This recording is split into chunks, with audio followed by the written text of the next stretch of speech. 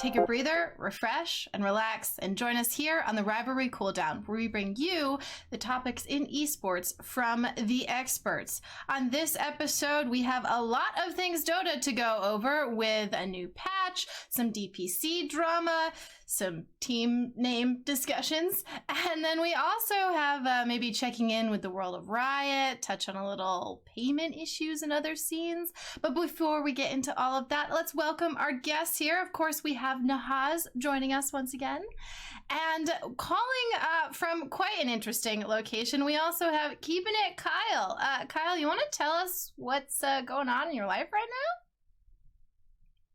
Okay, he's gonna wave. That's a good start. I'm not gonna get into too many details, but I am in Taipei. I've been here for about 5 weeks. Really like it.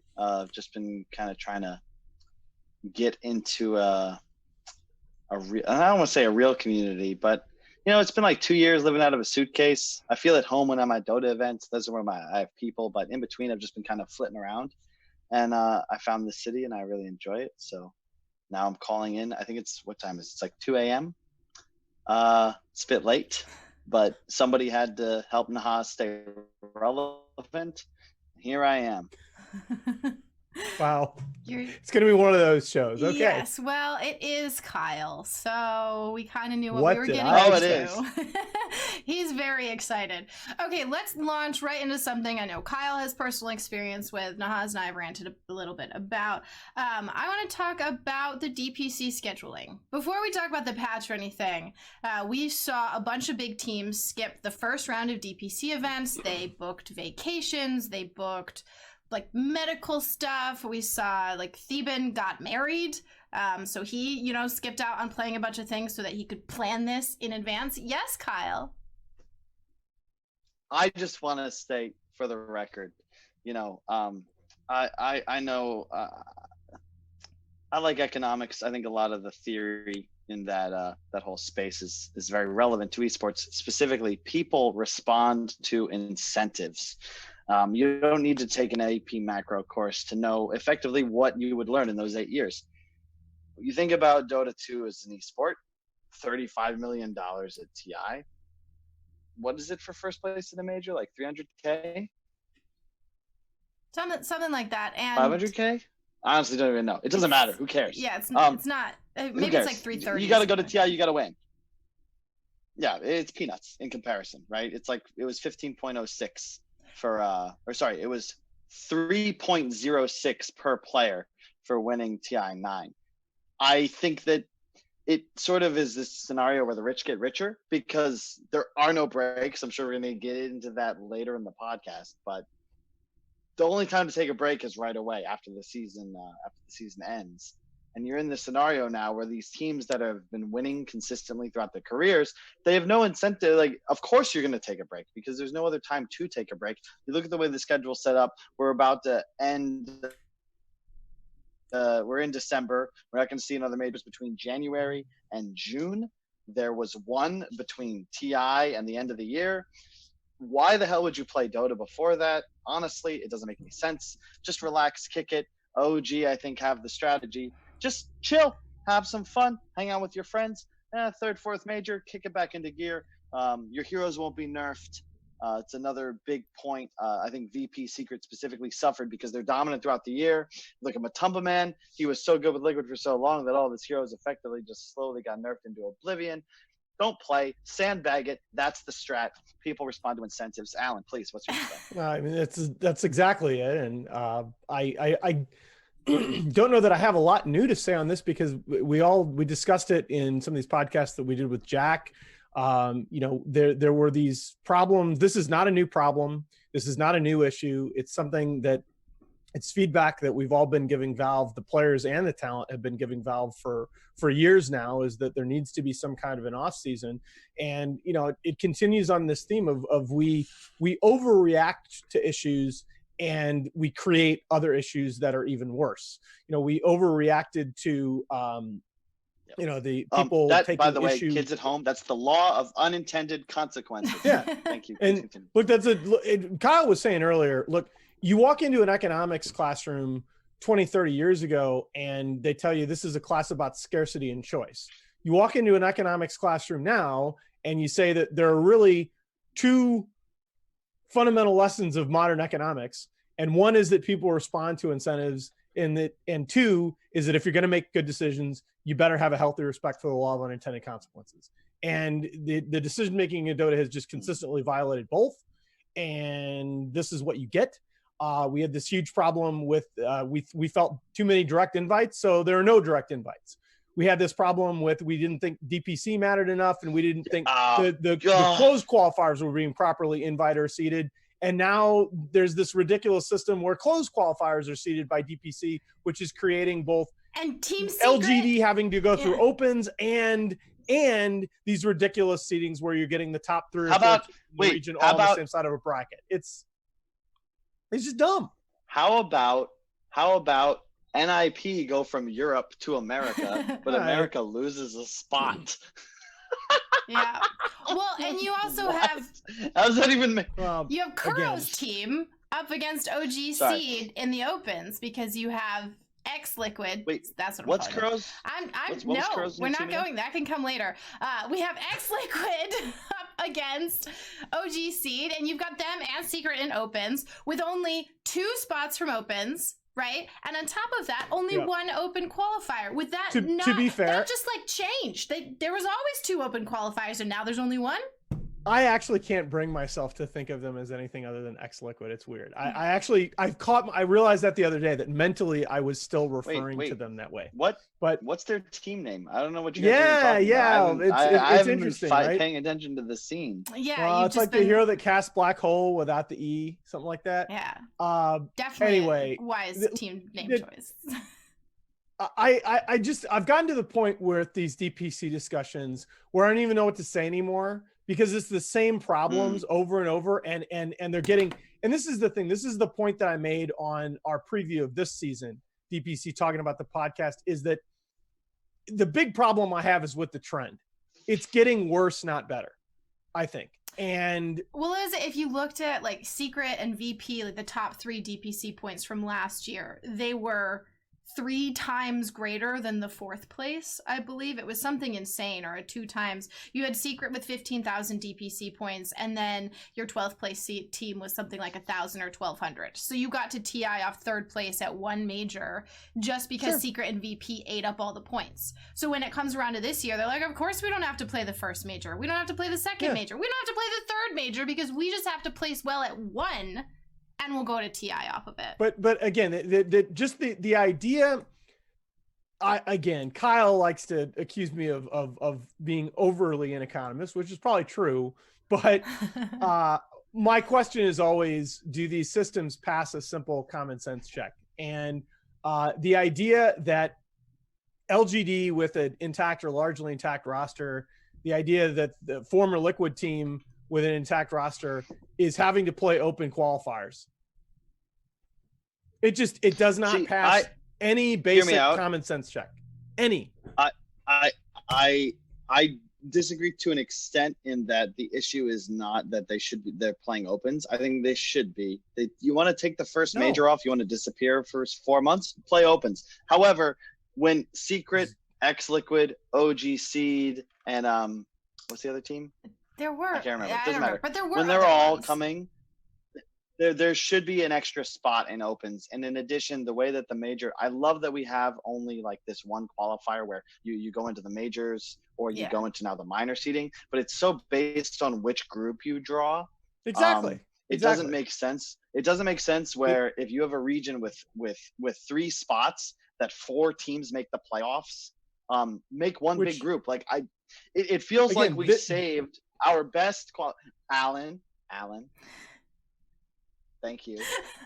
It feels like we saved our main, like we know what the best qualification system is, right? When there were 2 spots or 3 spots for a TI, okay? You have one group of all the teams. The top team qualifies directly because they won the group. Everyone else, the 2 through 5 go into the group. The winner of the GSL, they go to TI as well. Well, that makes sense to me. I think that misses really the point. dislike the idea that 4 teams make the playoffs and 3 go to the majors. Look here, I think that, okay, here's my thing. Right? Also, just wait, before we get distracted, I wanted to make the quick comment that Alan said something. I don't know why I continue to talk, but I just can't help it. I just thought that was comedic, and I'd like to add that to the record. That is all. But Alan, please continue. I think that a lot of this discussion, this is going the way that debates about the system usually go. There is no one best system. And I think debating the merits of all the different playoff formats and all that, just, it misses the point. The problem is when you look at the pattern of decision making that leads to these outcomes, it is very obvious there is no one person or set of people whose job it is to manage the DPC.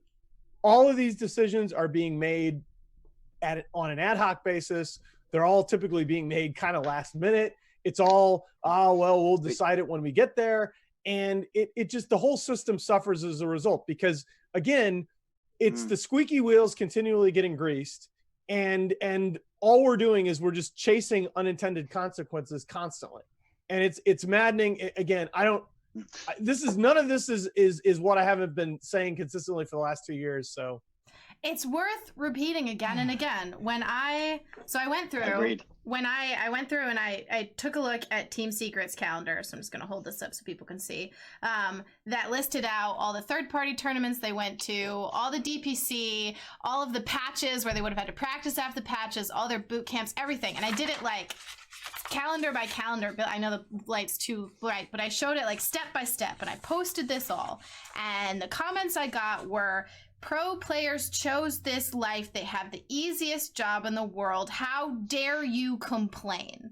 Yeah, and that's the same people, and those are the same people that say, "Oh, pro athletes have it so good. Why are they paid millions of dollars? I should be paid as much as they are. My job's more important. These pro athletes, they're so entitled. How dare they?" Yeah, fuck off. Okay, there's a reason. I'm sorry, economists. There's a reason they're getting paid what they are, and there's a reason you're getting paid what you are, and you haven't done their job. Well, and you don't get over it. To your point, it's a silly argument. To your point, Alan, in pro sports, there are associations, there are unions, there are people that do not have they don't actually have to play. The point is that you have people outside of the players that fight for rights. Okay. And okay, look, I'll go with you on that. No one is look telling, at Counter-Strike. No one's telling Kirk Cousins or Nick Foles. My point is simply that the problem you have in Dota is that the only real advocates for changes within the scene, for reform, are actually, it's coming from the players themselves. and it's coming from the players that happen to be the top at any given time. Win TI before you talk. That is Valve's attitude. And you look at, you don't even have to go to traditional sports. You look at Counter-Strike, and you look at, they fought for years to have a season calendar and at least some off season. And everybody in that ecosystem agrees that it has made that scene better. I had a lot of talks with Scoots about it. I mean, but we just don't have that kind of unity in Dota. And I don't know if it's fair. I don't know how we get there, because I've tried to make it happen. I don't know if it's fair to say we don't have that kind of unity. I think that there are pushes for that behind the scenes. I think that even if like the major teams didn't work together or anything, but having all of these big teams take a break and then seeing the issues that happen because of that is something that forces the conversation. So I think we don't have as much unity as we could, but I do think that there is unity amongst the players who have the luxury of taking a step back and looking at this. I think that there is something there, but they need to be pushed to do more or to say more. Well, it's very hard, because the big no, they don't. Hold up. Wait. People respond to incentives. Why should I give a single fuck about the way? I actually like Kuro's quote on this, okay? Because I remember I'm not going to go into details, but I a few years back circulated a petition because we had heard rumors that there was going to be a change in the format of a TI, and that I didn't want this to happen, because I think that the TI format is ideal. There were rumors it was going to be GSL, and I was like, please God, no. So I got everyone at that tournament to say, hey, you guys agree, like, do this like never GSL, right? Everyone's like, yeah, exactly. And the idea that we're still using GSL for majors it doesn't matter. I'm not getting into it. But Kuro's response was, yeah, I don't give a fuck. The best team wins. And I don't Teams necessarily, don't acknowledge I that anymore, though. I think that the teams used to say the best team thing. win. You talk to them now, and they know there's bad matchups. They know that it is not always the best team that wins anymore. Yes. The thing is, you've got to, especially when it comes to TI, it's not in my opinion, but as an outsider looking to create the best tournament from a entertainment or broadcaster perspective, from just, hey, what do I want to watch as a fan of Dota? It's not the best team will win, right? I don't give a fuck what group OG was in, what their bracket run was. They were the best team, they would have won. And maybe they win fewer permutations because of an unfavorable bracket, whatever. The idea is the best team wins. But when you have such a large amount of money, and when you look at the majors, and the difference between top 6 and top 8 is legitimately potentially just a free spot qualifying to TI, right? It's not about making sure the best team wins. It's that the second, the third, the fourth, the fifth, etc., are in order of their skill. It's you want to get as close to the order of teams in their strength as possible, and that's not the case if you have a scenario where you have like the second, the third, the fifth best teams all in the same GSL I think we're getting off Well, I was gonna say this is here's the only, I want to add one thing, okay, and that's that there are certain moments when I shake my head about stuff that people in esports say, and I wonder how many people in esports have been fans of other sports for any length of time. And I know you have, Kyle, but in competition, the best team doesn't always win. And we spend a lot of time fretting about different formats and the best team does not always win. There is always going to be randomness. This last TI, I think you could have had the tournament I think you could have had the tournament 10 times and OG would have won 8 times. The TI before that, I think you could have had that tournament 10 times and OG would have been lucky to win twice. So, and that's conditioning on them having won it the first time. So I think it's very different from year to year. I agreed at the time and still do with your point about TI. You play round robin when you have time for it. But the point is, this system is going to continue to have very bad outcomes and very deep flaws until we have a set of people whose job is to administer the system full time. But and you can't tell me the money's not there for that. So, and wait, real fast, Renessa, real fast.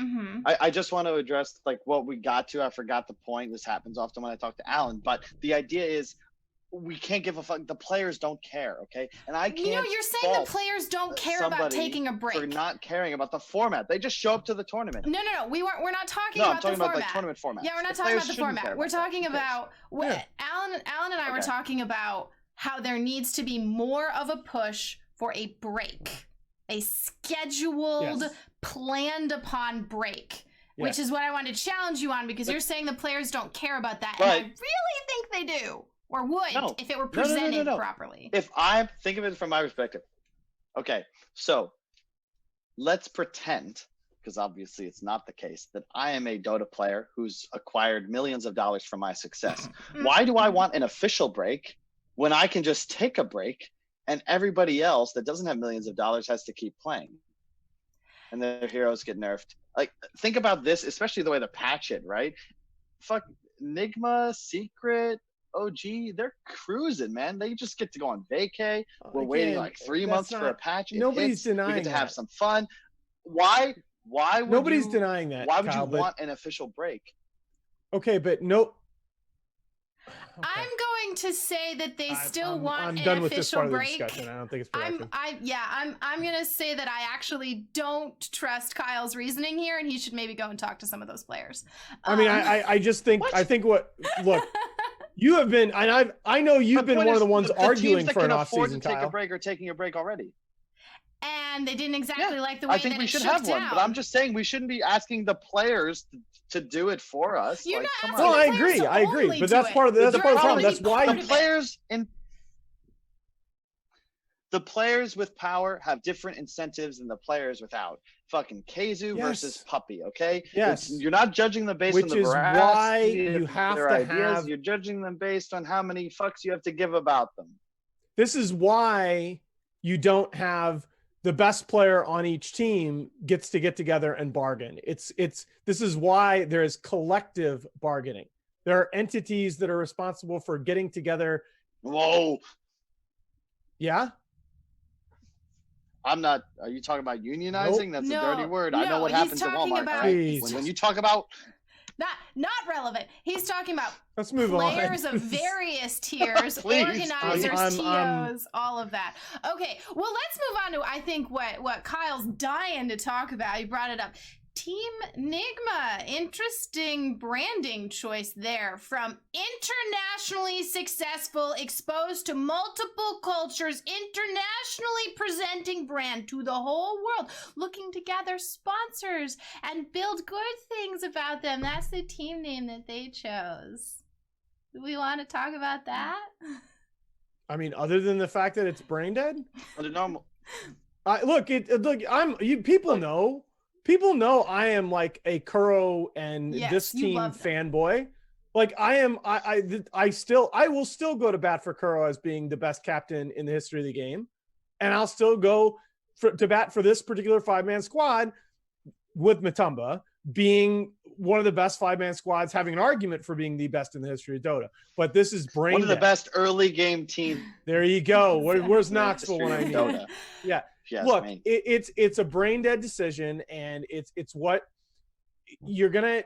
It's part of the problem with player founded organizations is that you are going to. That's a little. Can we not use the term brain dead? Because I find that a little offensive. Okay, Kyle. It is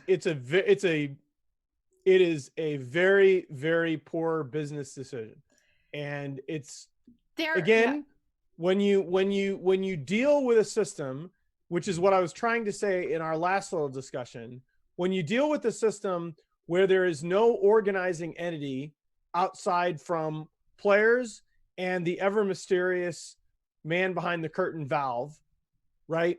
This is the kind of thing you're going to have happen where look, anybody like anybody with a 2 weeks of a marketing course would have told you this is probably not the best idea. Well, you also had probably a pick another name. million reactions to it, and they just doubled down. And Right. everyone, so I've discussed this a lot. We'll get to you, Kyle. But everyone has been Splitting kings, challenging, saying it's an embracing their culture. They don't have splitting to. tens, yes. Yeah, everyone says like they're embracing their culture. You know, why are Americans being so sensitive about that? That doesn't mean the same thing worldwide. And the point there is, 1, it does mean the same thing worldwide. 2, they're very, very aware of it. 3, it is a problem in more places than just America. But 4, from multiple people who speak Arabic, there was a very, very easy other choice, using a J instead. That still means star, still does the exact same thing. They can have the same logo, they can have the same branding, they can have everything the same. Yes. Compromise nothing except bad PR for the hour after release. And voila, problem solved. And instead they double down and do nothing and just ignore everything? Cool. Great choice. Yes, Kyle.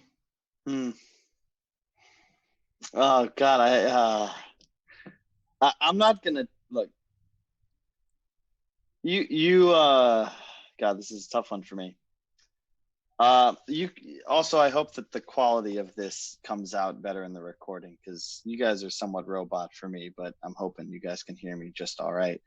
I'm not even gonna touch on the name. There's a lot of people commenting that are frustrated because they're like, oh, it's Arabic for star. Sure, I understand. But at the end of the day, we live in 2019, and you've just got to be more. I don't even know what the word is. Aware. Like, you know the word. You know the Aware. society we live in. Okay, we work in public. Okay, just be. Don't think. Come on, why? And I don't want to even get into that. Okay, you, Kuro, and the squad. They gave up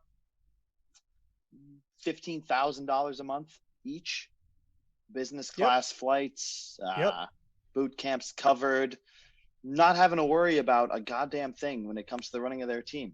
And I just have to, like, in my head, I'm just thinking, man, that's a lot of money. It's already $250,000 this team gave up. And, good, maybe it works out. Maybe, the good OG, they're adding a Counter-Strike team. They've got a seed team.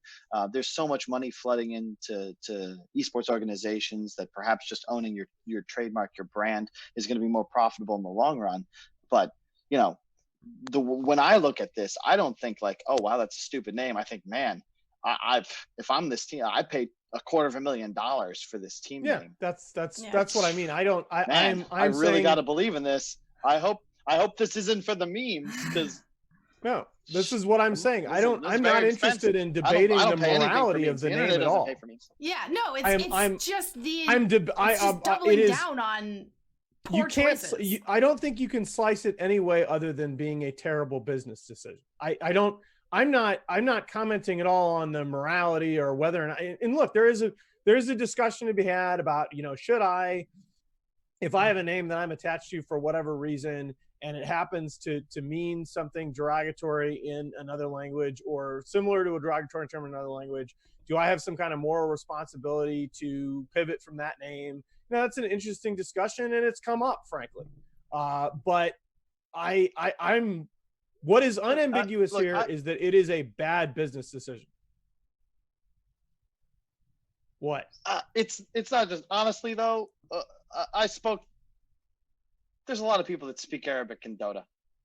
Sure. There are a lot of different ways to spell in English the word star in Arabic. They chose this one. Saying. Yeah. Yes. They chose the worst one. So I believe the reason is that their manager is Egyptian. You can attack.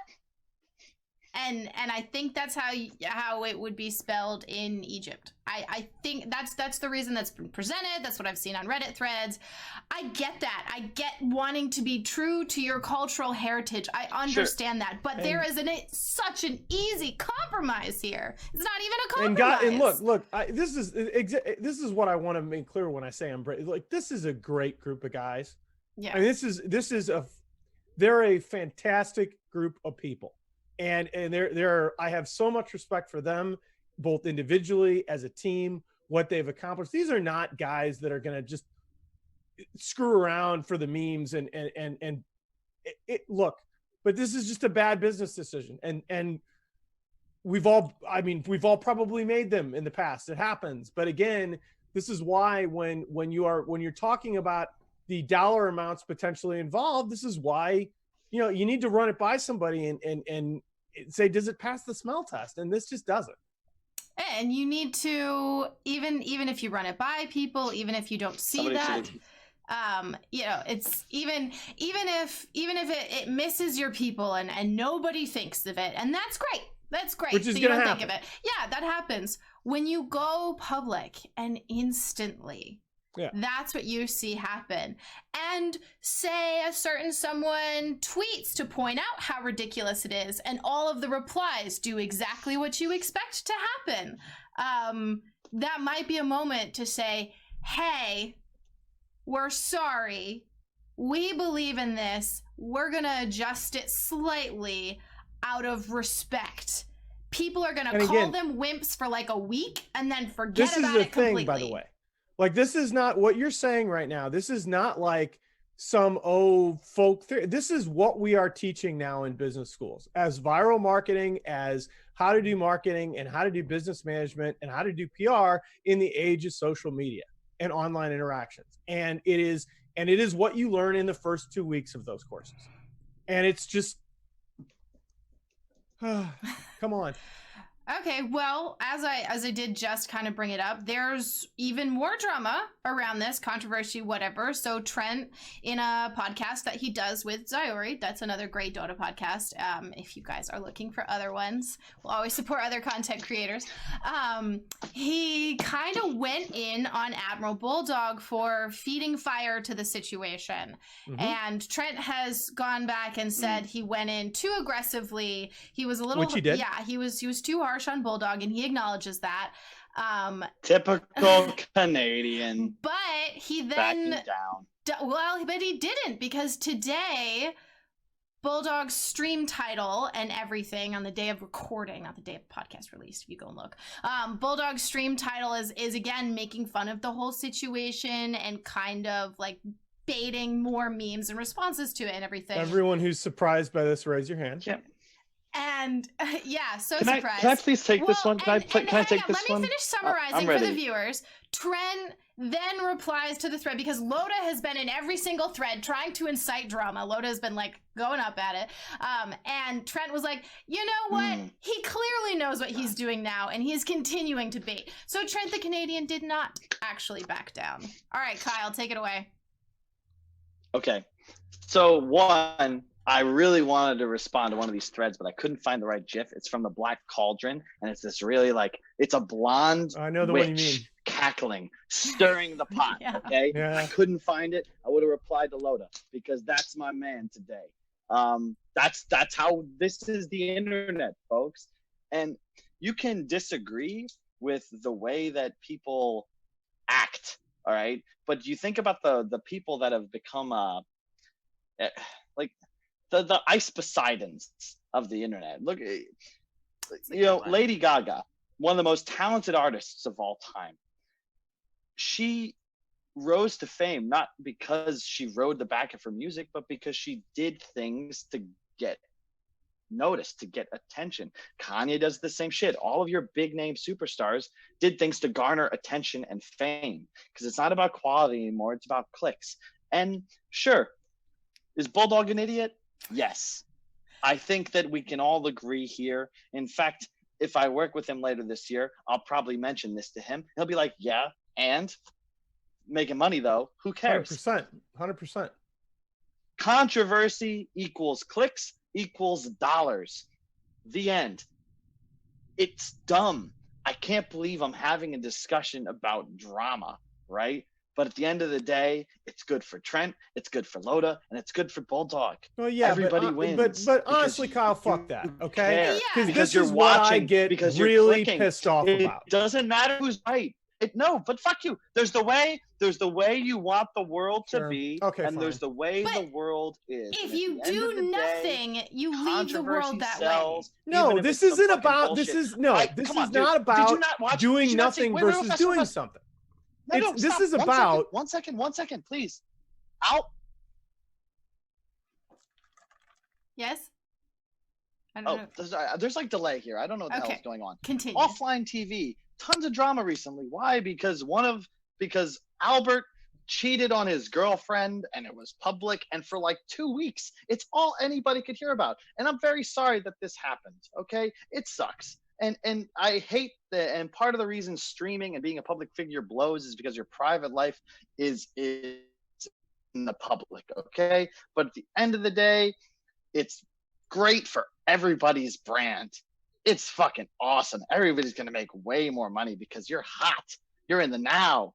You're the front page of the Internet's People magazine, and like, But see, this is going to continue. I'm surprised we don't have more manufactured bullshit drama. All right, I can't believe Raj Patel is the only person that actually realized, like, wait, guys, there's like 40 years of reality TV. Let's just steal some of these storylines. It's amazing.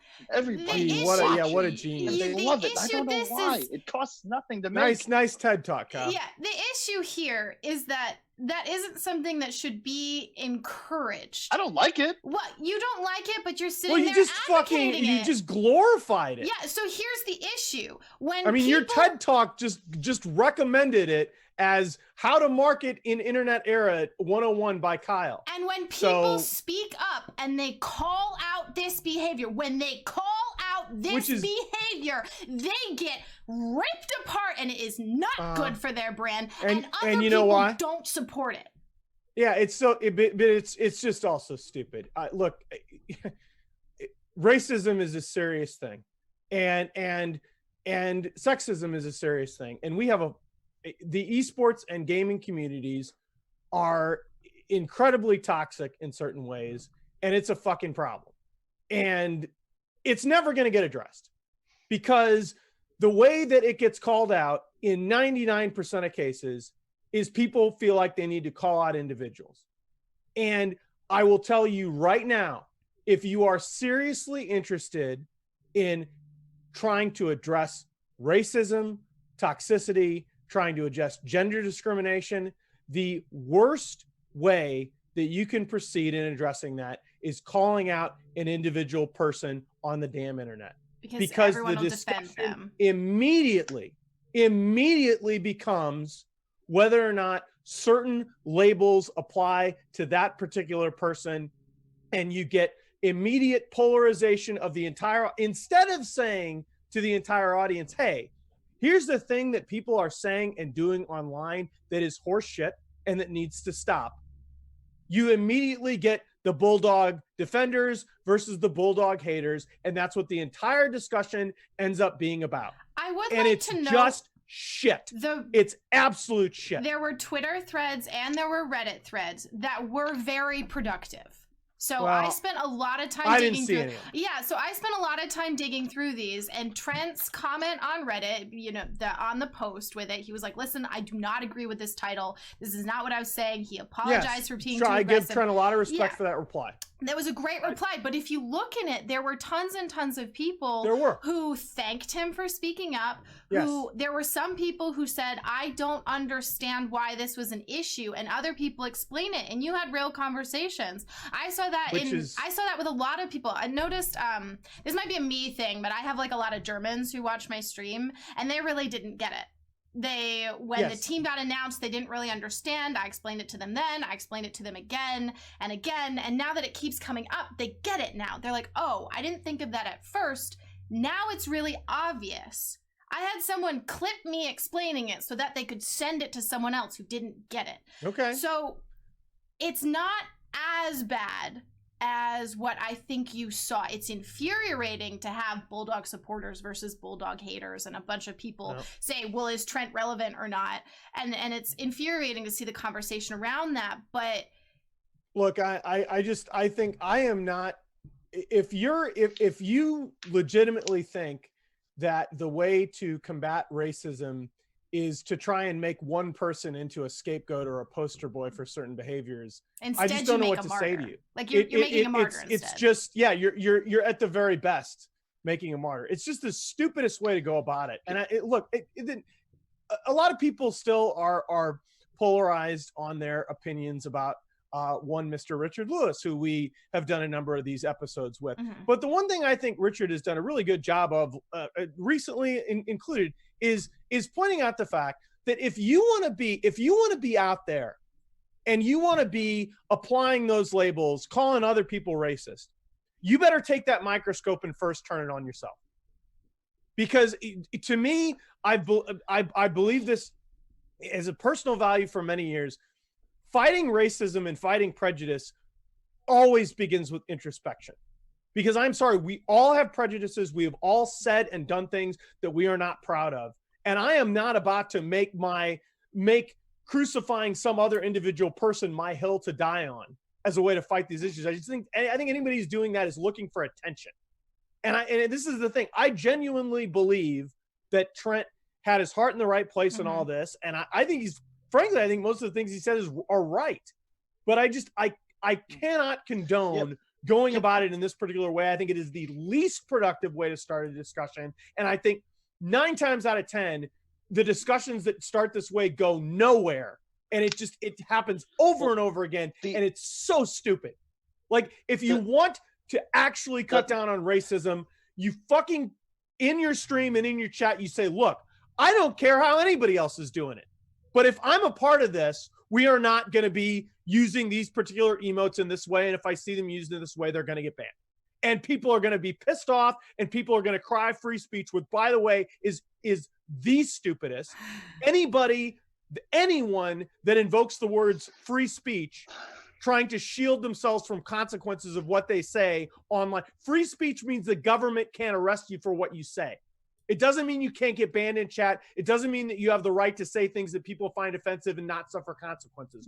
Shut up. There's a great XKCD comic. That's my. Yes, I have it. I literally have it on that says, a link sure, on my you desktop. Have, oh, I have it as a pop-up on my stream for when people complain about the emotes that I have banned. Anyway. But it's to summarize what Nahaz says. Sure, you have the right to free speech, and we have the right to judge and ban and mute and whatever else for what you say. Cool. Right. So I just am tired. Every discussion of racism, it seems like, and every discussion of gender discrimination and everything else, it has to go down this path that we have. And I'm just so tired of it, because these are issues and these are things that we need. Like, we need to be better, guys. We all need to be better. And if you're taking a serious look at any gaming community that I'm aware of that you're a part of, and you're not saying this, I don't know what world you're living in. We need to be better, and we badly need it, and it needs to happen now.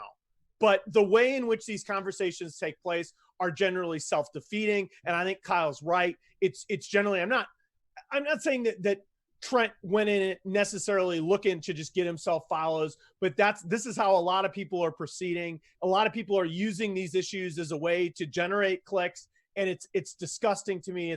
It's one of the things that makes me not want to be a part of this anymore. Please? Yeah. Can I talk? Go for it. Yes, go, please. I'm done. I love Trent to death, okay?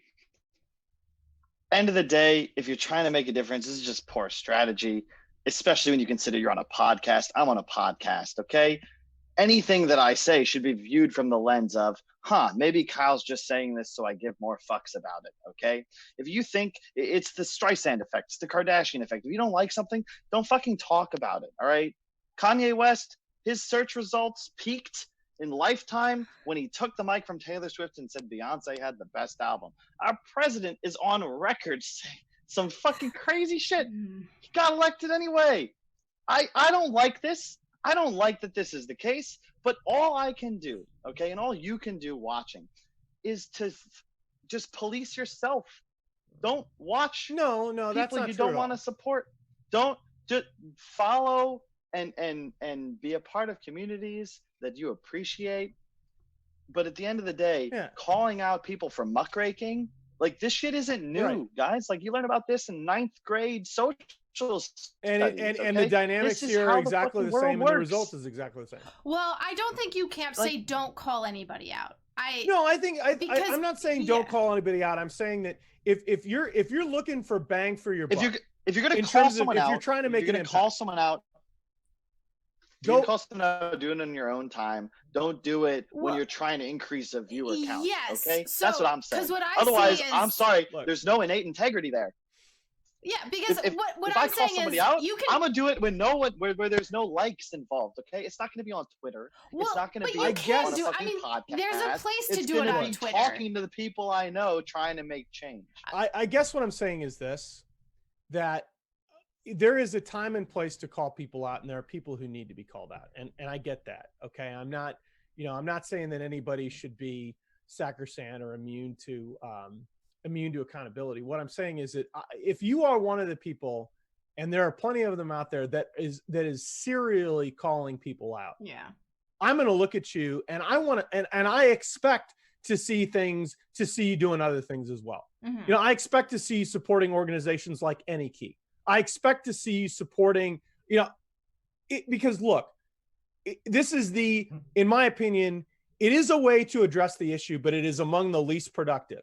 And if this is your go-to thing over and over again, that I'm just going to call people out who happen to be prominent, who are engaged in activities that I disagree with on a moral ground, I'm sorry. I don't think you're serious about change. I just don't. It's also when and where you say it. So saying something weeks later rather than right when it's relevant, right? So, like this is a really simple one. If you're in a game and someone is being really racist and you have 4 other people silent, not saying anything, and then a month later someone posts on Reddit, oh yeah, this person was awful in my game, and they're trying to highlight the issue.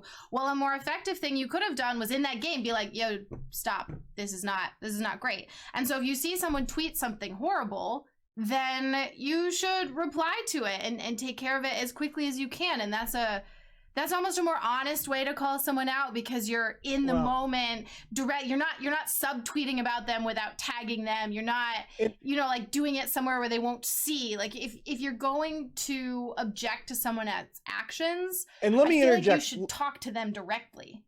Let me interject one more thing, okay? At the risk of being a little long-winded, Kyle, this is your time to laugh at me.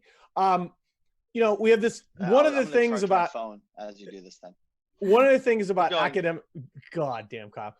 One of the things about academic culture that I got taught really early on, and I first time I wrote a referee report for my thesis advisor, I got absolutely schooled on this. Was you criticize the paper, not the person. Mm-hmm. It's not the author is stupid. It's this paper is stupid. Okay, and none of us are paragons. None of us are paragons. Okay. We don't need to have discussions about whether a person is terrible or about whether a person, like, look, I used Richard as an example earlier. Richard Lewis is still a guy, there are things, and he knows it. There are things that I wish that he'd do differently. Yeah. Okay. At the same time, I think he does a hell of a lot of good with some of the things that he brings light to. Mm-hmm. Okay. And we all have to take the good with the bad. All right.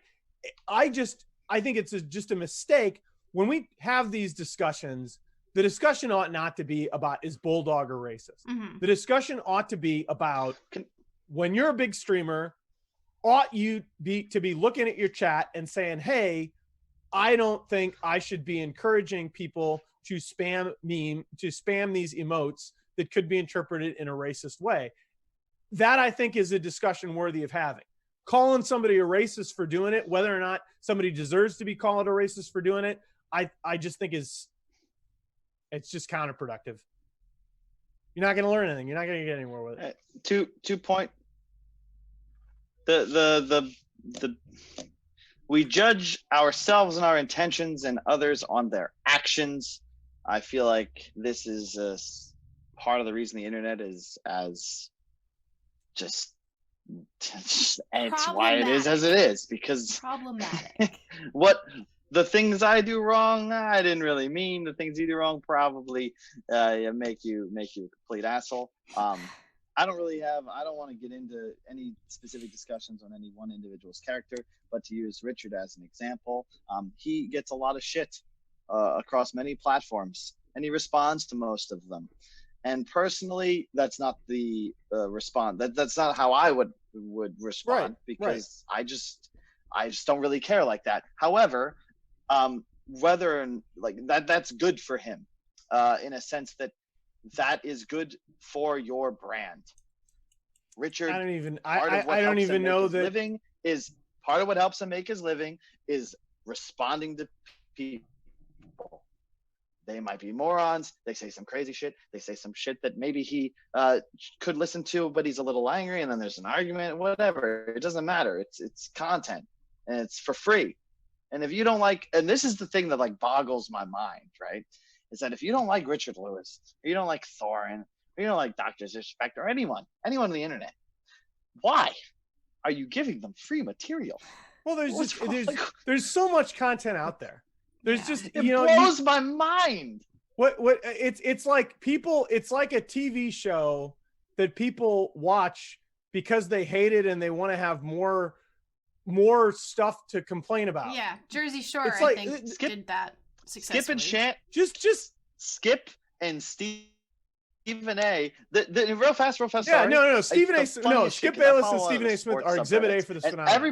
Everybody on NBA, everybody on /NBA is so upset all the time. Like, why are all these clips of Skip on here? Why are all these clips on Stephen A? But you know what threads get the most discussion? Yep. Do you know what gets upvoted straight to the top every time? The same talking heads making the same outrageous points that you either agree with or disagree with. It's like it's like you want to talk about if there's one thing I could change about the internet. It blows my mind. If there's one thing that I will try and teach my daughter as she, God forbid, discovers online culture as she gets older, it's if you truly don't like something, the most effective vote you can cast against it is simply click the X in the upper right-hand corner. You just look, I don't like it. Bye. Goodbye.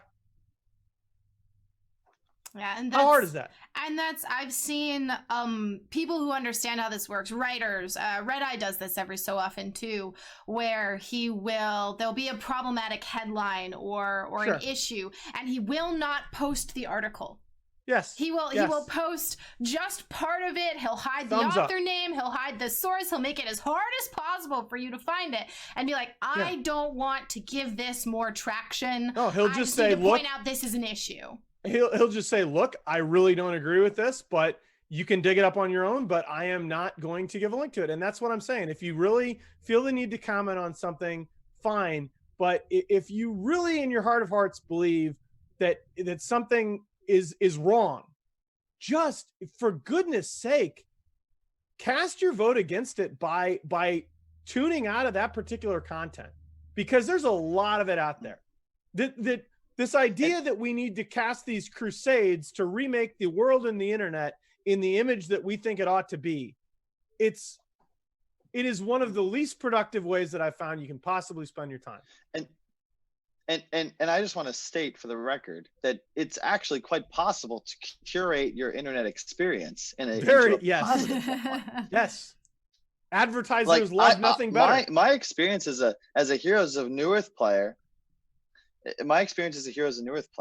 I hated the community at times, most of the times, because it was just toxic. It was negative. Anytime you log in, but you're only the internet's just so big. Whether it comes to just your social medias like Instagram, Twitter, the subreddits you're on, like the people you talk to and engage with, your Discord servers, whatever. There's plenty of good shit out there. And maybe this is, how do I put this? It's sort of a double-edged sword, right? Because you've got like 10, 15 different countries all in the midst of large protests looking for reform, change.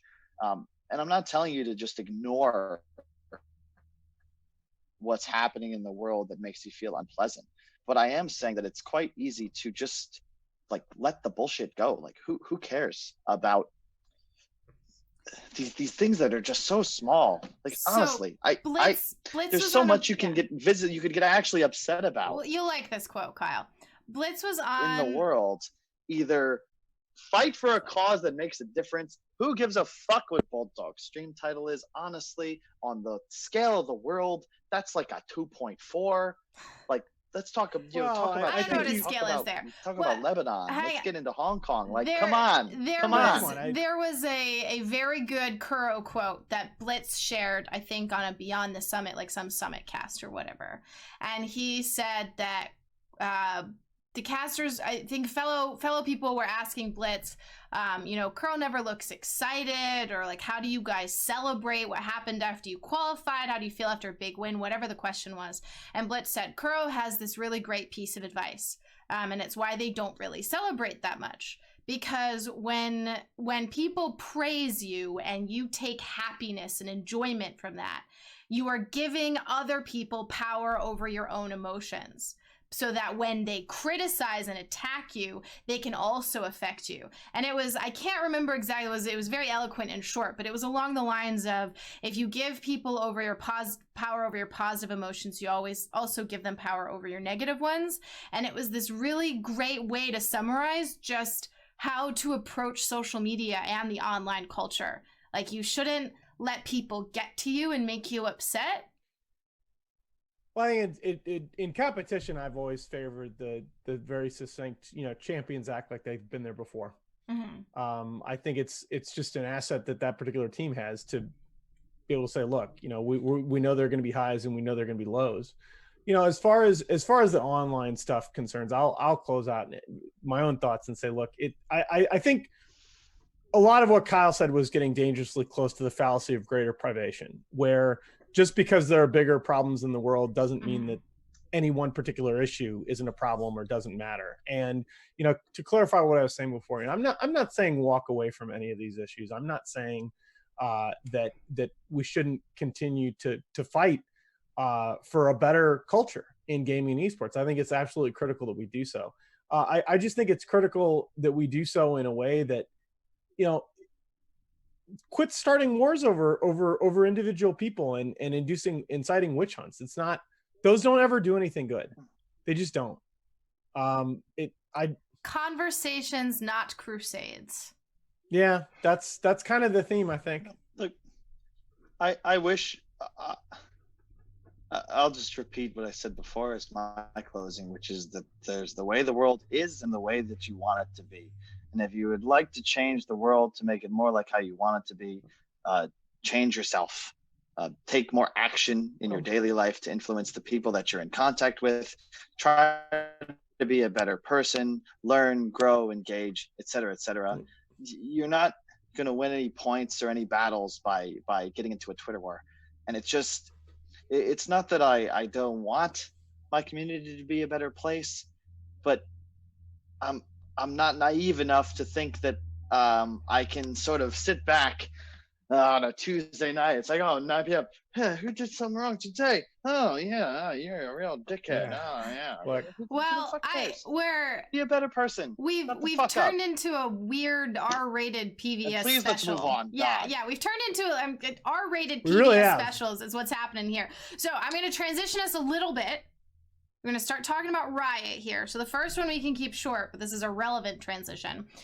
We've talked many times about the issue of harassment and sexism and everything at Riot with these wonderful investigative articles that came out last year. And the class action lawsuit has been settled for $10 million. So that's an instance where speaking up and saying things does do things. But I'm curious to say, do you think that Riot's going to pay the bill and not change anything? Or you think we'll actually see meaningful changes in Riot culture?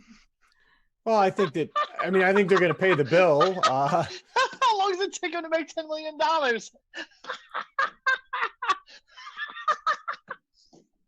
Nice, Kyle. Real nice. What is that, like a half a day? I'm sorry. It's half a day. It's half a day of revenue. This is like when Facebook gets fined $40 million for lying about the number of video plays that your videos were getting on their platform for like 5 years. It redefined how influencer and internet marketing was done, because all of a sudden it's like, holy shit, look, these videos on Facebook getting like millions of views. Yeah, it's all a fucking lie. They got fined like less than 0.01% of the sorry, what's the question? I'm happy. I'm glad 10 million by itself is not going to change behavior. That were hurt got paid, but it is yeah. You know what changes behavior? Make fines proportional to income. You look at Scandinavia, motherfucker, no millionaires speeding there. That ticket's like 50 grand. All right, it's some craziness. Yeah. May not agree with it. I don't really know how I feel about it. I'm not an economics major. I dropped out of community college. I just think it's like, I don't even know if it's a talking point. I'm glad the people that got paid. $1 million can go a long way, but it doesn't mean a goddamn thing to Riot. Well, and yeah, Riot. I thought the bill was going to be higher. Yeah. Just how many millions did Riot just get for their streaming deal? 100. Yeah. So Riot just banked 100 mil for a streaming deal with China. Yeah, that to me was what I wanted to look that esports and gaming in terms of its corporate organizational structure, it's going through a lot of the same things that Silicon Valley went through in terms of these were mostly firms that were started in the basement of computer labs or in the back of somebody's garage, and as time went on and they got bigger, and they, even with compliance divisions, they were still being run in the same way, and things come to a head and shocks to the system occur, and eventually that has to change. And I think there are just a lot of things about the culture in this industry that do need to change over the next 10 years. But the streaming deal was the thing that interested me, because I've believed for a long time, and this is Riot recently announced that there was $100 million that they got paid for the streaming rights for Worlds for the next 3 years in China. And this is not one of the biggest Chinese streaming platforms either. This is a relatively smaller player, at least compared to anything, the media giants like Huawei or something. But yeah. Oh, just want to clarify, because I learned a lot. Jake and Bake hung out with us a bit, some of the talent and the players, when we were in Shanghai for TI. and he's got a big, like, he's in Japan, he's in China all the time, and he brought up a bunch of really interesting points, notably that there's like 4 or 5 websites that rival Twitch in terms of user base within China. Yes. The market for video games in China is about twice that of the rest of the world combined. So if you wonder why pretty much every publisher's got to play ball, if you make it in China, you've made it. You don't really need to give a damn. So again, I don't want to get into the minutia of discussing market size measurements, but because I don't think that the twice as large as the rest of the world combined is accurate. Discussing size never worked out well for me either, Nahaz. Anyway, Kyle. It matters. 5 or 6 different streaming platforms in China.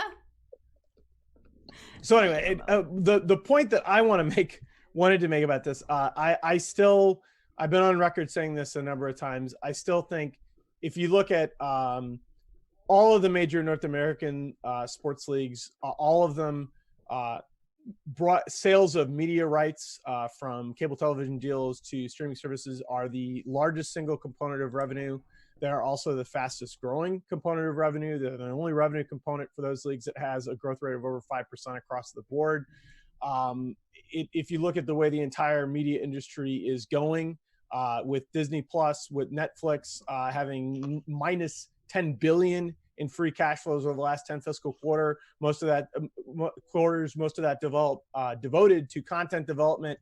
I mean, this is the economic model that the entire media industry is moving toward, monetization of broadcast rights. And unfortunately, in large part, the platform exclusivity that comes with that is going to be a thing for all titles in esports. I firmly believe that for the vast majority, if not the entirety of the sizable titles, trying to force any other economic model is just eventually going to lead you down the path to economic irrelevance. So I worry a lot about this with Dota. I know people hate Facebook. I know people still bear grudges for ESL over what happened 2 years ago, but it's just, this is going to be a thing. Do I like the fact that in the United States that I have to own DirecTV to buy all the NFL games? No. But this is, every time I tweet something about this, I get people saying, well, this is bad for business. Consumers hate it. Well, yeah, no. I'm sure consumers hate the fact that you can't, watch anything you want to on any TV channel. But that doesn't change the fact that this is the model that the entire media industry is moving towards. And guys, there's this belief out there that esports is this radically different industry, that it's not going to follow any of the practices set down by any of this other stuff. And it's just, it's false. It's false. But it's just, it's so simple. It's what makes the most money. That's what's going to happen. It's that simple. Like you say, people respond to incentives. What is a fucking publisher? What is a company other than, how do you make money? Like, I can allow everyone in the world to stream my game, or I can sell exclusive rights to these guys for hundreds of millions of dollars. Well, KSI fought Logan Paul. They didn't put that shit on Twitch. They put that shit behind a paywall. And the problem is, they made a fuck ton of money. It's going to continue. I don't have any problem with that. That's how it goes. The problem is this. The problem is that this is a bit of a tangent. Real fast. At what point will there be some sort of like landmark case between a publisher and either a league entity or a team or a player that has a discussion about at what point a publisher's ownership of an IP, owning the video game, does that actually give them control over it in its entirety? Yeah, nobody owns baseball. There's leagues here, but the MLB can't stop you from playing baseball anywhere else forever. And when it comes to video games, like that is the case. And I'm curious as to see what would happen if, let's say, some publisher gave like exclusive rights to an entity to like their game forever. And if you want to play pro, you've got to go to these guys or you're fucked. There's no interestingly one of the first sanction of the publisher. One of the first intellectual property cases in gaming along those lines that I had a very, very small degree of contact with behind the scenes was this, I think it was NBA 2K that got sued based on their use of tattoos on players' bodies. That eventually the game got realistic enough that individual players that were featured in the game who, their likenesses were able to be used because the NBA owned those. But the tattoos that were on the players' bodies, there was an association of artists that sued the game publisher over those. And, the problem is that intellectual property law has not caught up in a lot of ways to the internet. And there's going to be precedent that is established along those lines in the next few years. I mean, one of these podcasts, we probably should have Morrison or one of these other guys on here to talk about some of this, because I find it very interesting. But right now, as far as it goes, the de facto precedent is that the publisher is king, that the developer / publisher are the IP owners. And that's part of what I'm saying. You brought up, the tension between in rights ownership between the publisher and player and potentially tournament owners. That's part of the problem that we have. These first party systems, okay? A lot of what I get asked as an economist is about the viability of first party run systems like Riots or Overwatch leagues versus third party systems like Dota's. And one of the big issues that comes there is if you're in one of those systems and the tournament owners are not allowed to monetize their broadcast rights, that's a very, very big problem. How is Dota third party? There have been, because this is the thing when it comes to Dota, like I know for a fact there have been third party there are ideas that have been in the works that could have potentially taken the management of Dota 2's pro scene away from Valve. But if you look at the way the system is drawn up, sure, there's individual TOs that run the tournaments, but everything has Valve's okay. People are still pitching Valve for the tournament. No, what I'm saying, Kyle, to run a major and minor. Okay. DPC has Valve's okay. If I want to pretty much everything does. If I want to put up $5,000 for an online tournament, I can do that. If you want to do that in Overwatch, you need Blizzard to say yes. It's a little bit more like Valve. Okay, the thing is, Valve can tell you no. As far as if push comes to shove, and Valve really decides, if the Ku Klux Klan decides to hold a Dota 2 tournament, Valve can say, no, we are not going to allow you to hold a tournament. For the fact that that hasn't happened is just a measure of in 999 out of 1,000 cases they're not going to care, but they can tell you no. It's the only difference is that Blizzard has made it a blanket. Blizzard has made it their blanket policy that their answer to everybody is no unless proven otherwise, and Valve's made it their policy that their blanket policy is yes unless we say otherwise. You're arguing against yourself here. I just want to point that out a little bit. Me? Yes, because you're saying Valve is a third-party system, and Kyle was asking how the hell is Valve third-party. So again, that's how I'm saying Valve is third-party. Yeah, the question is in the implementation. The implementation is that the question is who is running the majority of the broadcasts? Who is running the majority of the events? Valve is not directly funding or running the majority of the events. It's very, very simple. Yeah, so I agree with you. It's still a third-party system because what? There's no Kyle. There's no. This is not a discussion. It is a third-party system. Valve actually Valve directly funds and runs one tournament a year. The other tournaments are run by third parties. What? They have other sponsors. Valve has to sign off on some of it, but it is not the same as Blizzard, who literally runs it entirely, funds it entirely. So Blizzard is entirely internal. The difference is. So you're saying. Go ahead. You're saying Valve does not push any funding towards tournaments. No, they don't. The it's DPC prize pool. Circuit, With the exception of the 1.6 million seed and 25% of the compendium. Is that what you're saying? He's saying prize pool for DPC events, and TI is the one where they pay to produce it. Yes. They are not paying. Valve does not cost share with the exception of prize pool. Yes, correct. But that they're funding the DPC. What do you mean? I don't understand. They're Every major, every minor has money given to it by Valve. Yes, Valve gives them some money, but Valve are not hands-on running every single aspect of the tournament. If you are comparing Blizzard as a fully enclosed system versus Valve, we are saying that Valve is still a third-party system because they take contracts and bids for third parties to run. We need a third party in this discussion. Okay, there are three of us. You just don't agree with two of the parties.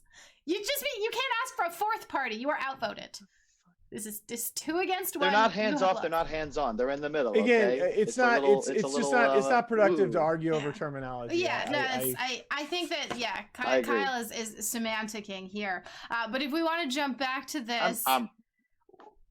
Yeah. So anyway, I mean, we're talking Riot and broadcast rights and everything. So we want to jump back. So Riot gets $1 million for a 3-year streaming deal with $100 million. $100 million. That makes a lot more sense. For a 3-year streaming deal with one of the smaller of the Chinese platforms, and that's interesting to look at because I do not think, say, Valve, for example, would go to Facebook or Mixer for the case of TI. So I'm curious if this is a smaller platform paying more, or if there is some, I don't know, 10-cent incentive, or I'm curious what the incentives were, whether this is a smaller platform paying more to make their mark, or if they believe that every platform will have equal viewership and it's the product itself that's going to distinguish. I'm curious to see how the numbers play out there. I think there's probably a little overpayment going on. I think Valve, you asked directly about Valve, and I think Valve recognizes that they can take their 100 million directly from us via compendium sales, and not have to worry about monetizing broadcast rights. I mean, as far as Valve is concerned, to be honest with you, the TI broadcast is just not the most important part of that product. But that's neither here nor there, I suppose. Kyle has his thinking face on. Yeah, I like this.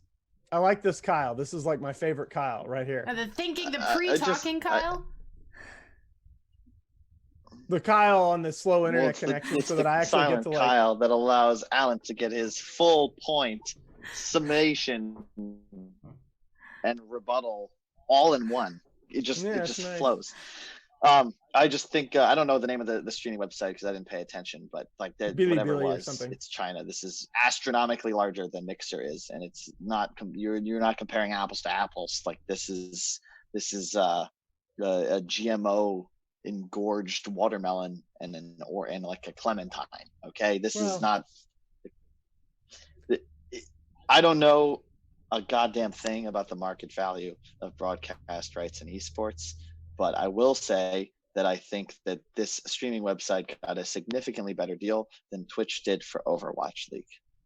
I don't think there's any doubt about that. But no, I'm really curious to see what happens with the broadcast numbers, because streaming in China is so different.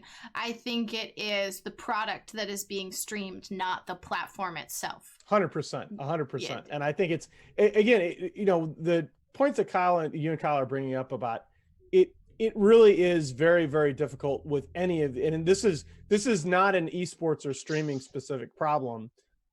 It's very, very difficult in a lot of different industries to measure market size in China in a way that's comparable to market size in the rest of the world. It's just those numbers, it's very hard to feel good that they're apples to apples in a lot of cases. But 100 million is a comparable number. And I agree, by the way, that apples, they could be crab apples to Granny Smith apples. So it's like. Thank you, Kyle. Yeah. Anyway, Nahaz. Seems good.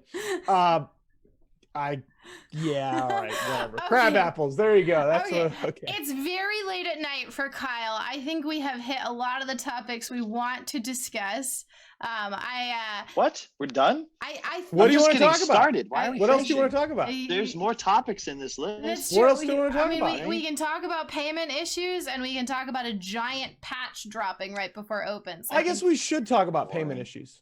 Yeah. I guess we should talk about it. So payment issues, I'm assuming GESC still has never paid anything. No. But okay, all right. Nope. You know what, Kyle? Give me 30 seconds. All right. Wait, would you like me to put a timer on my phone? Get up on that soapbox. I can time this.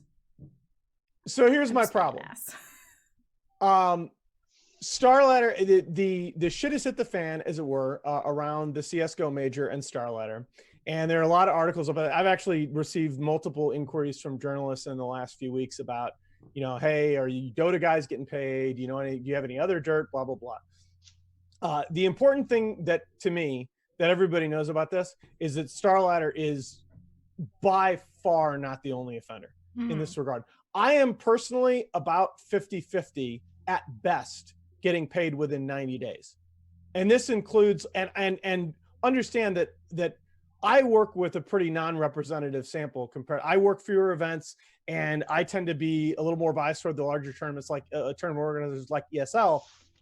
If in theory, I should be having one of the better experiences in terms of getting paid promptly. And I have a hard time getting paid within 90 days. And so Starladder is, and it's one particular guy that I was corresponding with the other night via email. He's like, oh yeah, I'm hearing from people in CS that Starladder is routinely not paying within 60 days. And I just replied with lol. I mean, like people being late with payments. We are for the most part, all freelance contractors in most of esports, and invoicing is a mess. And I don't know how many times I've been told by ESL that, oh, we have a new system in place, and that's why the delays are happening. And but Starladder and ESL, everybody could stand to be more prompt with payments. And my wife and I have had this conversation a number of times. Like, if I didn't have assets outside of esports, and if we weren't a dual income household, I don't know how I'd pay my bills with working full-time esports. Like, honestly, part of the reason I took a full-time position this year in teaching was just, I don't feel like dealing with it, man. I love doing events and I like esports, and I probably get paid more than I deserve doing esports stuff, but I don't feel like it. It's just annoying. Disclaimer, Rivalry pays him very quickly. Thank you. Rivalry pay. You guys track me down. You guys track, and like, hey, we haven't paid you in a couple Wait, months. I'm getting paid for this? Yes. Yeah, goodbye, Kyle. You see it. Nice. All right. But yes, that's. I would just state while I was curious. Starladder are not the bad guys, and they're not the only Jesus offenders, Christ, and in 2 everybody hours. needs to be better. No, that was 2 All minutes and 20 seconds. Look, but at the same time, okay, thank God. Okay, yeah. For Alan goes, there's Kyle time, which is time times 2.4. If I say I'll be there in 5, it'll be a little after 10. Alan, when he asks for the microphone, you might as well You ain't just getting that hit back. the bathroom, make some popcorn. You come back, he's not even going to be hitting it. He'll not even be getting started. Anyway, I have only not been paid by one tournament. That's GESC. I expect they're never going to pay me. If there's anyone we should discuss, it would perhaps be the sanctioning entity that accepted the bid for that tournament to be run. It was a minor, after all. It's neither here nor there. In my experience, I think that at the same time, I don't know what would be considered I know a bunch of entrepreneurial business owners.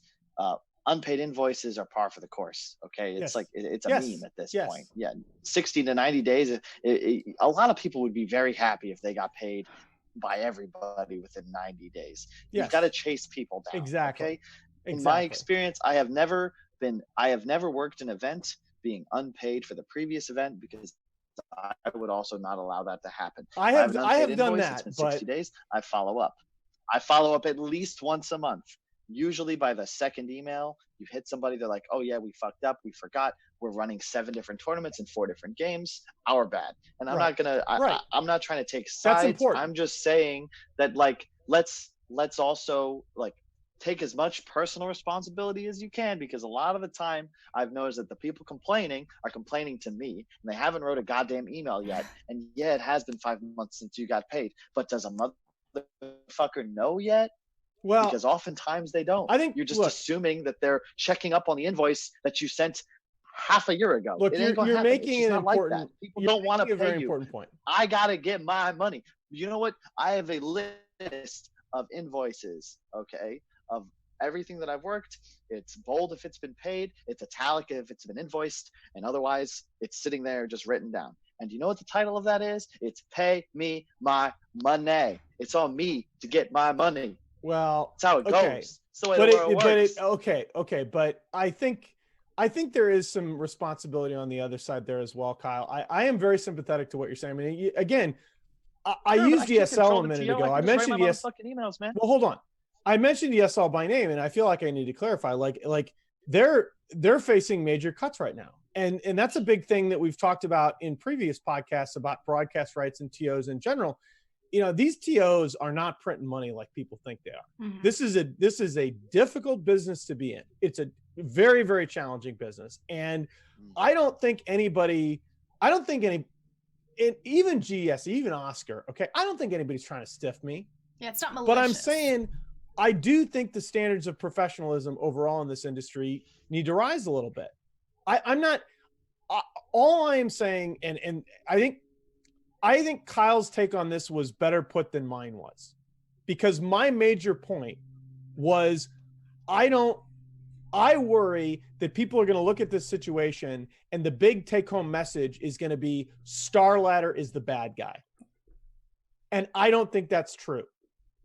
And any more than I think all of these companies, by and large, most of the people, the vast majority of people I've interacted with these companies are people with a passion for esports.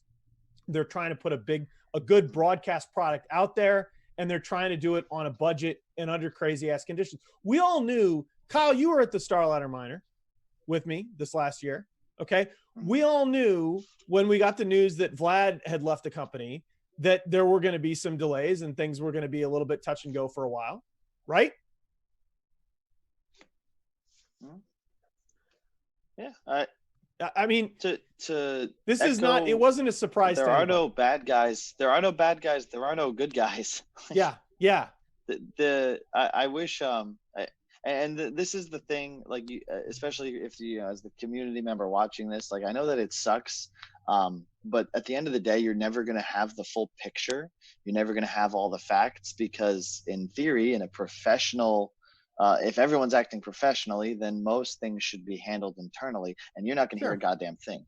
So just keep in mind, like, at the end of the day, like, what I love about esports is that the people involved, from the fans to the talent to the players to the production, everybody got involved because they fucking love this shit, man. It's a real passion. You know, you talk to some of these guys that have been doing this for 20 years. When they started, they didn't make a goddamn penny. And sure, they might have ownership stake in an organization or in an ESL or whatever, but it didn't start with the promise of millions of dollars. And let me tell you, for every one guy you see that's made it good off of this, in a fucking LAN cafe, I want you to pull up a photo of the first League of Legends World Championships and that arena. And by arena, I mean, like, literally like 5 you mean PCs, high school 5 gym. PCs and like 200 people. Do we need to go back to the Han World Championships, Kyle? Do we need to go back to that video? When they're selling out stadiums. We do not need to. I will remind you, however, here's an example. I won the most Han lands in history. Do you know how many people give a fuck? Most of them have the last name Friedman. Okay? Just say your mother. That's just how it goes. That's how the cookie crumbles. All right. That's life. You know, doesn't matter. And it doesn't matter. The point I'm trying to say is, just cut people a break. Whether that's fucking Bulldog inciting his community or Trent calling somebody out for being dumb. People are just trying to make it by. Let's all just have a little compassion, some empathy. Let's not. We're back to being PBS. Assholes. Okay. Let's just fucking chill, man. Let's hang out. Everybody, if you want to come on vacation, I highly recommend Taipei. It's a wonderful city. It's 3 a.m. Kyle's still a little bit buzzed. The healthcare is great. Public transportation is is incredible. I got mountains 30 minutes this way. The beach is 30 minutes this way. The food is delicious. All right. Thank you, guide tourism guide Kyle. We're going to cut him off. I think the most important takeaway from whatever the hell that was that people watching, ourselves, usually no one has the full story. And you'll notice there are things, we're pretty open and honest here, and there are still a lot of things that we're not saying because it is not professional or appropriate to share certain details, even if they're good details. There are certain things that you do not say in a public forum because of proper ways you should conduct yourself. So that is an important takeaway, that you don't always know the whole story. So you shouldn't necessarily, I don't want to say you shouldn't demonize organizers who aren't paying, because like they should pay in GESC. That's a serious problem. But yeah, I wouldn't say solo crucify one and organizer. if you want to take it a step further, how about take something Kyle's been saying all along to heart, and that is, anytime you see somebody saying something, be it the person that's getting, or the organization that's getting stuff said about, or the person that is doing the saying, how about question the incentives of everybody involved? Yeah. Because very often a cursory thought about, hey, what's this person's incentive in this situation, is enough to change how you would react to certain statements being brought to light. And that usually helps you make better decisions. Correct. And I also want to state for the record that everything I've said was simply to garner internet fame. So please follow me at Instagram.com/Kyle Friedman. And please, for the love of God, get me verified on Twitter so that I can truly be important. Right now, I just don't feel it, right? I just don't feel it, and I really want to get important. Well, this segues perfectly in how I wanted to end the show. Normally we end the show saying, what stories are you paying attention to? But the holidays are coming up. We're all about to take a break. So I don't want to say what stories you're paying attention to. Yeah. So instead, I wanted to give everybody a chance to platform and shout themselves out and what they're working on and what they want to direct viewers towards paying attention to. So we'll start out with myself. I am very, very passionate about this podcast. I love it to death. So with that being said, what I really want to plug and shout out and push is, please, algorithms are cruel. So please send this to people who you think would like it. Please know that it is available on podcast platforms. You do not have to listen to it on YouTube. I know that's a pain in the butt because it goes for so long and you want to listen in your car. So Spotify and iTunes and all of that. But the most important, the best way for things to find more people, for more people to see these discussions, for these to be more successful, is to share, is to drop reviews, is to comment, all of those wonderful things. So I super appreciate it every time someone does that, and it warms my heart, and I appreciate all of you, and thank you. That was my wholesome thing. Now somebody else go. That's pretty cool. You can follow me at Nahaz Dota on Twitter. I'm Professor Nahaz on Instagram. I post pictures of my cats, but they're really cute. And yeah, I know. I gotta, my Instagram game needs work, Kyle. I need your help. I need your help, buddy. But I guess the big thing I'll say is, circling back to some of our talk at the beginning, my wish for everybody, holiday wish, okay? I hope you do get involved in some of these discussions about toxicity and what's right and what's wrong online. And I respect that people are passionate about it. And I don't want anybody to take my comments earlier about that you should avoid these issues. I just make the following resolution, okay? For every bit of drama that you come across and reply to and take a side and, hey, get those opinions out there. That's fine, all right? But every time you do that, find another organization and give them a follow, like AnyKey, or like a lot of these organizations out there, even charities, all of these gaming outreach charities are doing great things. Find somebody and give them a follow, and at least contribute to something positive while you're spitting a little bit of the fire in some of these discussions. Okay. That's the kind of thing that I want to see, because over time, I want to see some positive messages getting the same kind of traction that some of the witch hunts do. And real fast, just to summarize, not summarize, sorry, I just ran out of words, it's late. Wikipedia is the 5th most visited website in the world. There are no advertisements. It is not for profit. It is effectively the collection of all human knowledge throughout hundreds of languages. It is run entirely and supported entirely by you, by me, by people that use the website. I know effectively all of us have plagiarized from it. And they need, send them $5 because I think it's pretty incredible what that website's been able to accomplish. To me, they stand as a testament that yes, humans can be altruistic and they can just provide stuff for the good of all. I think Wikipedia is incredible, and it is the only thing that I give money to on a yearly basis, and I think that you should too. All right. And I like Wikipedia. The other names I'll throw out there, which I couldn't think of before, Extra Life's a great one. Mm-hmm. Of course, everybody already knows about Games Done Quick. The Able Gamer's great. Humble Bundle. I mean, again, like it's fine. We all love to get in these discussions, but the holidays is rolling around. Let's support some of these things about the gaming industry that are trying to make a difference in positive ways too. Yeah. All right. Well, thank you guys for joining us. Thank you everybody for listening and watching. Once again, drop a review, a comment, share on social media. All of those things help us out tremendously to keep the podcast going. Thank you to our guests for joining us, and we'll see you guys on the next Rivalry Cooldown. This memorabilia bullshit, and then you bust by season 2 because you spent it on the tats. I got a cupboard full of this shit. You've got a tournament organizer that has not met its obligations and continues to not and makes no plans to. Don't let them use your game again.